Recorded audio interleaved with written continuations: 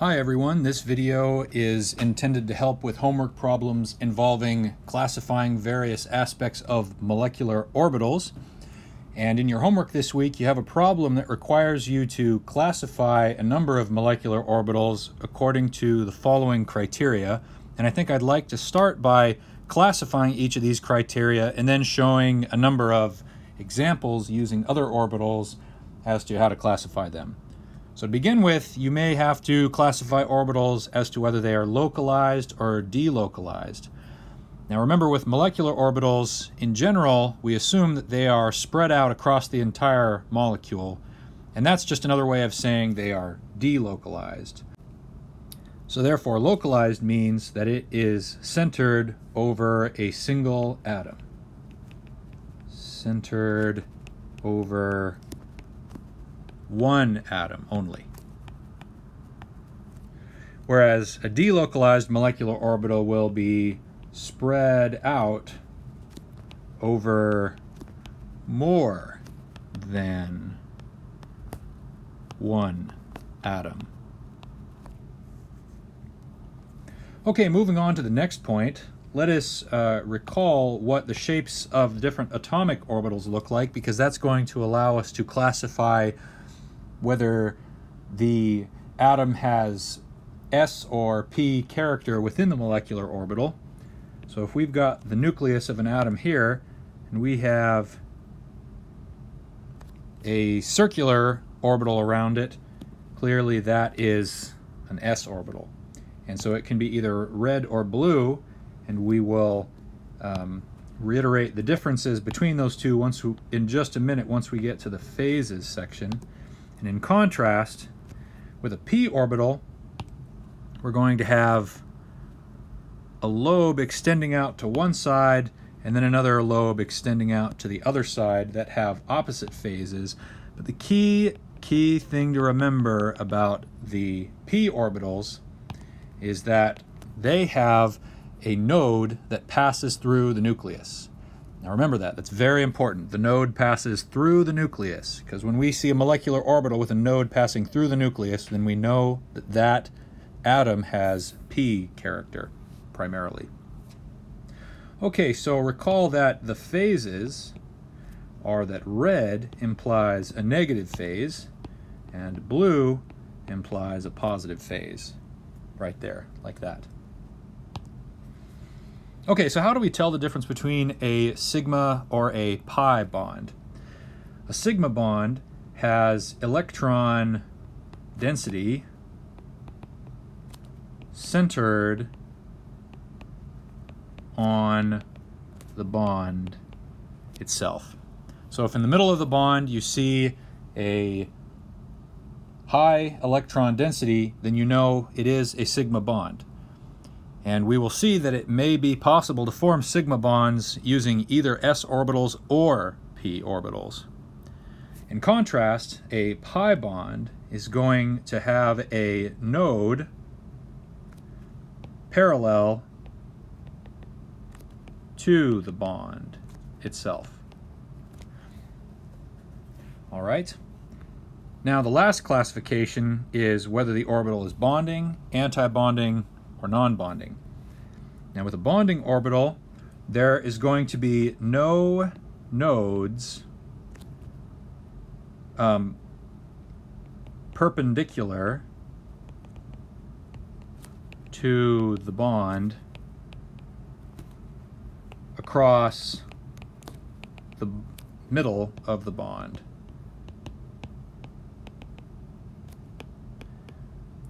Notice that I'm not saying that it's no perpendicular node at all. It may be possible that there could be a perpendicular node to the bond that's going through the nucleus, but that's not going through the bond itself. That merely implies the existence of the p character on one of those atoms. But the key thing to remember for bonding is that there are no nodes that are perpendicular going through the bond itself. In contrast, the antibonding has a perpendicular node going through the bond itself. Now for non-bonding, this will typically occur with localized molecular orbitals, but there's just the orbital doesn't extend to the bond. Okay, so now that we've classified all of these various characteristics by how we're going to identify them, let's go down and actually take a look at a number of different examples of some molecular orbitals and see if we can classify them. Okay, so the first set of orbitals we're going to look at are the ones right here. And by the way, this is on page 293 of your textbook in chapter 13, section 7. Now, first we have to classify whether these are localized or delocalized. And since these are both located on just a single atom, we can say that these orbitals are definitely localized. Okay, so then the next question we ask is, how do we classify the atomic orbitals on each of these? Notice that they look spherical, so it's definitely an s orbital. And in fact, it's probably the 1s orbital on both of those. Okay, these are most certainly non-bonding orbitals. They are core electrons that are held close and tight to their given atoms, so they're not going to be participating in the bonding very much at all. So we're going to say that they're non-bonding, and then it doesn't make sense to classify them by sigma or pi. Lastly, of course, the phases of both of those orbitals is positive because they're both blue. Okay, so now moving on to the next set of orbitals here. These ones are definitely delocalized because they are spread over more than one atom. And if we classify each atom by each atomic orbital, it looks to me like, since I'm seeing no nodes passing through any of the nuclei, they are probably all s. In fact, most likely the s orbital on the oxygen and the carbon are 2s, and then it looks like these hydrogen s orbitals are also contributing. And then this picture over here is just a different orientation of the same molecule, so they're delocalized. As for their phase, it looks like they both have negative phase because they're both red. Okay, are these bonding or anti-bonding? They're definitely bonding because I'm not seeing any nodes perpendicular to the bond itself passing through the bond. So these are definitely bonding. And I would say that they are sigma bonding because there are no parallel nodes going through the bond either. All right, so that takes care of that orbital. Let's move on down here to the next one. Now this one is different. It looks like we've got a negative phased area right there, and then we've got a positive phased area right there. These are delocalized for sure because the electrons are spread out over multiple atoms. What else can we say about the atomic orbitals that make these up? I would say, once again, they're all s because I'm not seeing any nodes going through the nuclei. I do see one node, but it's going through the bond, but that does not mean that it's p orbital. That means something else. That means that it's anti-bonding because I've got a planar node going through the middle of the bond that is pushing aside all that electron density so that there's a planar node that is perpendicular to the bond going through the bond. So it's definitely anti-bonding. Okay, is it sigma or pi? This is sigma. How do I know? Because I'm not seeing a planar node that is parallel to the bond itself. That's how I know it is sigma. Okay, so that takes care of that orbital. All right, now here's an interesting one. Again, we've got the negative phase there, the positive phase there.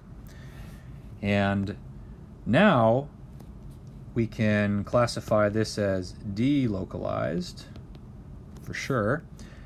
And as for each of the atoms, aha, I am seeing a node here passing right through the nucleus of that atom and through the nucleus of that atom. So that definitely tells me that the p atomic orbital is involved with those two. However, I would definitely say that it's just the s atomic orbital that's involved with those hydrogens.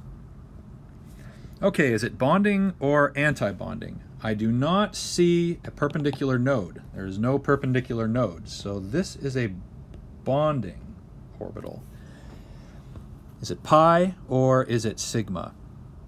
It's definitely pi because I've got a parallel node going right through the bond like that. So it's a pi bonding orbital. Okay, moving right along here. This is an interesting one. Again, delocalized. We've got positive phase there, negative phase there, positive phase there. Okay, now let's classify each of the atomic orbitals. Oh, it looks like I'm seeing a node right there that's passing through that nucleus and a node right there that's passing through that nucleus. So these atomic orbitals are definitely p, but these ones are still s. Okay, is it bonding or non-bonding? I'm seeing electron density staying pretty solid right there in the middle of the bond with no perpendicular nodes. So this one's definitely bonding.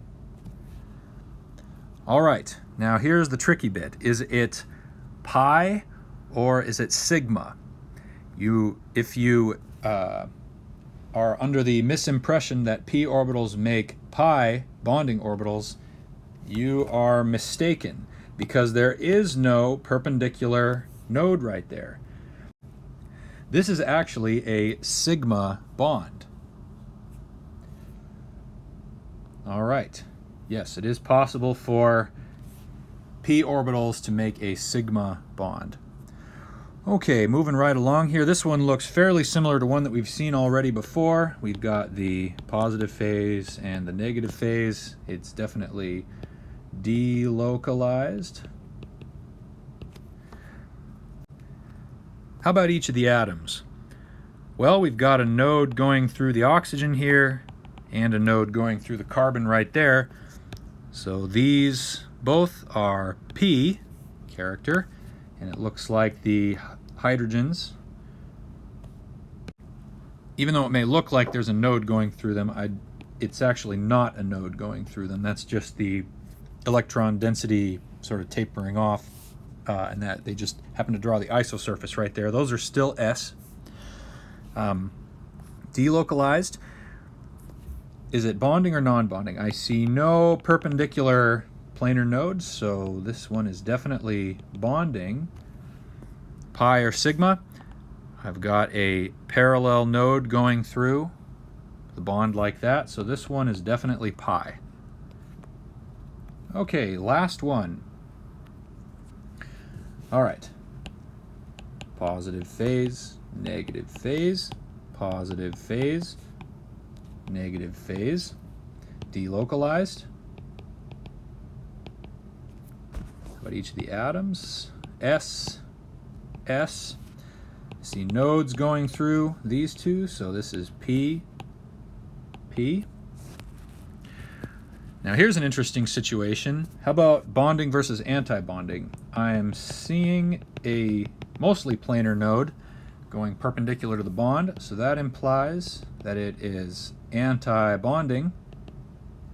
And I'm seeing a node that is going parallel to the bond, so that tells me it's pi. So this is a pi anti-bonding orbital. And that concludes all the examples that we have for this particular molecule. Hopefully this provides you enough information to assign these characteristics to any molecular orbital you encounter from this point forward.